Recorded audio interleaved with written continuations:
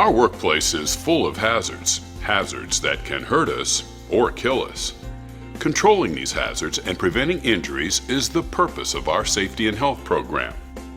One such hazard is the risk of falling due to a slip or trip. Workplace falls are a leading cause of injury, and even a small fall can have very serious consequences.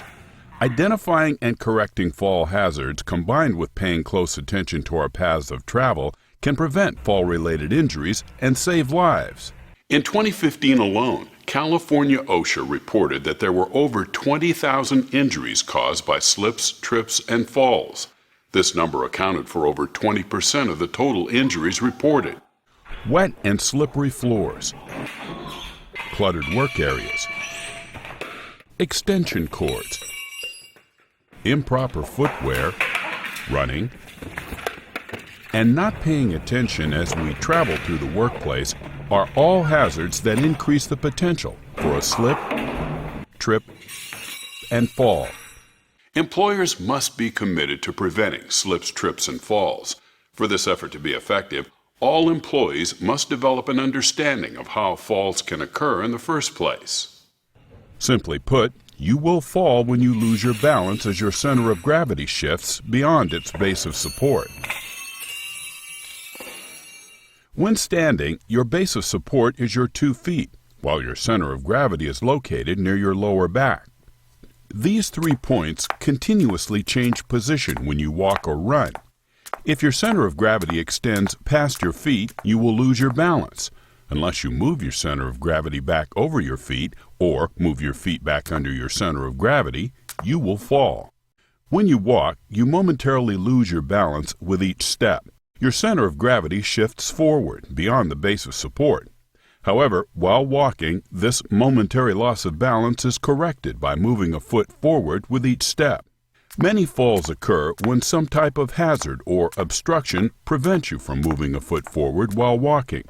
This results in a loss of balance and a fall.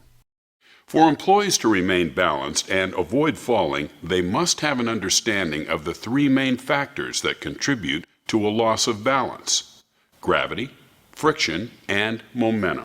Gravity accelerates objects downward at the rate of 32 feet per second squared, or 9.8 meters per second squared. When a loss of balance occurs, gravity is the force that drives you into the ground.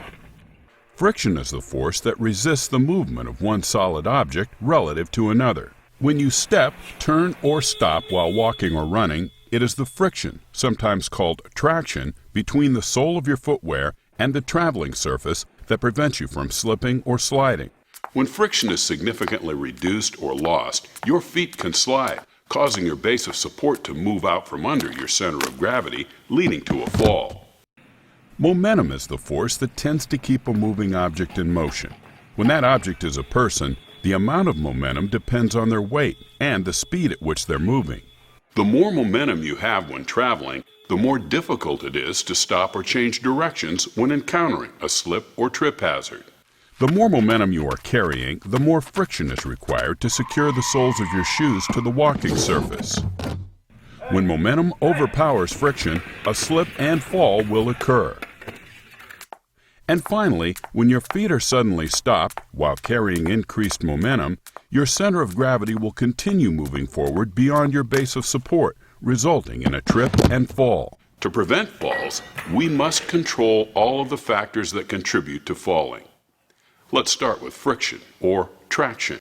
To help maintain good traction, workers must wear footwear with a sole composition appropriate for the walking surfaces on which they travel. Certain types of soles provide better traction on specific surfaces and under specific conditions. The California Division of Occupational Safety and Health mandates that appropriate footwear, such as slip-resistant shoes, be worn by employees who are required to work in abnormally wet locations. If you have any questions about the appropriate footwear for your work area, ask your supervisor. You should periodically check the condition and tread wear of the sole of your boots or shoes. Be sure to pay particular attention to the heels.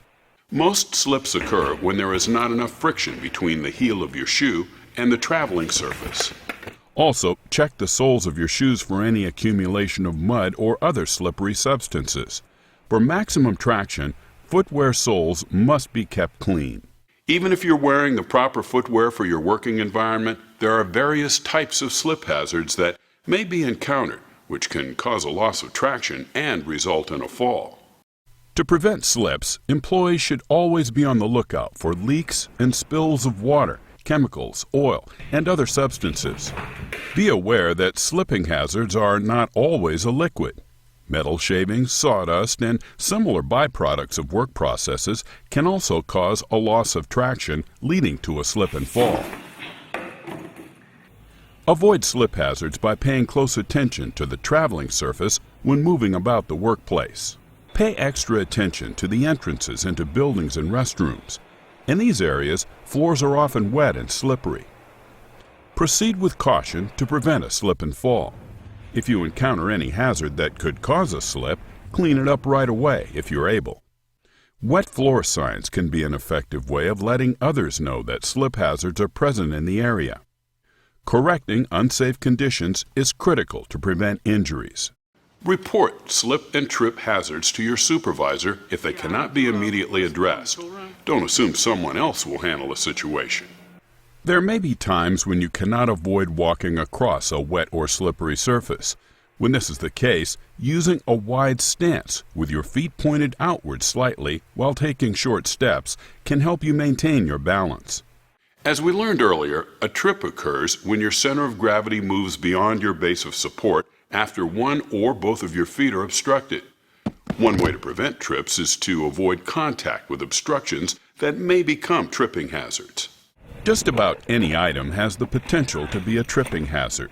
This includes extension cords, air hoses, tools, boxes, and pallets, just to name a few. Usually, what makes an ordinary object become a tripping hazard is poor housekeeping. If the floor of your work area is cluttered with tools and supplies, the potential for a trip and fall greatly increases. Prevent this by keeping your work area organized so that these items won't be in the path of travel, and do not allow materials to obstruct marked aisleways used by other workers. Many tripping incidents occur in stairwells and doorways. Don't use these areas for storage, even if you only plan to leave the items there a short time. To prevent trips, employees must always be on the lookout for potential trip hazards. Make a point of scanning your intended path before traveling. Continue scanning for hazards while traveling, and travel at a pace that allows you to avoid any hazards that may be encountered. If you discover a tripping hazard, move it yourself if you are able. Otherwise, mark it if possible and notify the proper authority. Damaged floor tiles, torn or loose carpet, and defective floor mats are other common tripping hazards. While you may be unable to repair these yourself, you should mark them if possible and report them immediately. Lower file cabinet drawers are the cause of many trip and fall injuries, especially in office environments. They should be closed immediately after each use. Many fall injuries also occur when workers trip over extension cords. If you must use an extension cord in areas of pedestrian traffic, make sure to secure it to the floor and mark the hazard. Be sure to remove the cord as soon as you have finished using it. Trips can also be prevented by traveling at a slow, safe pace. Recall that increased momentum contributes to trips by allowing the upper body to continue forward after the feet become obstructed. This is why you should never run in the workplace. Running greatly increases the chance of a serious injury. Running can increase the force with which you could hit the floor or strike objects should a fall occur. In addition, running hinders your ability to scan your travel path and gives you less time to react to changing conditions. Also, always turn on the lights when preparing to walk through dark areas in order to see any hazards. And when possible, travel in designated aisleways and other approved areas intended for pedestrian traffic. Stay focused on your path of travel and avoid distractions such as daydreaming, reading, texting, and any other activity that shifts your eyes from the path of travel. Similarly, never carry a load that obstructs your forward view.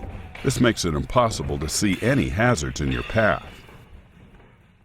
California OSHA classifies falls into two categories: falls from height or falls on the same level.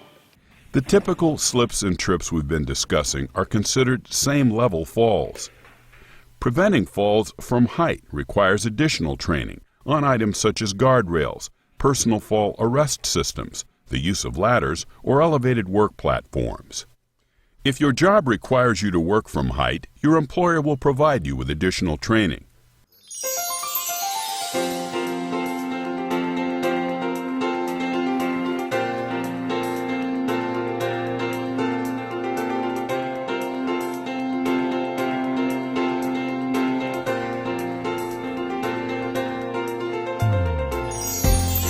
In this program, we've reviewed the common causes of falls related to slips and trips and pointed out how fall hazards can be controlled to prevent injuries and fatalities. Preventing same-level slips, trips, and falls is a critical part of our safety program and requires the full participation of all employees.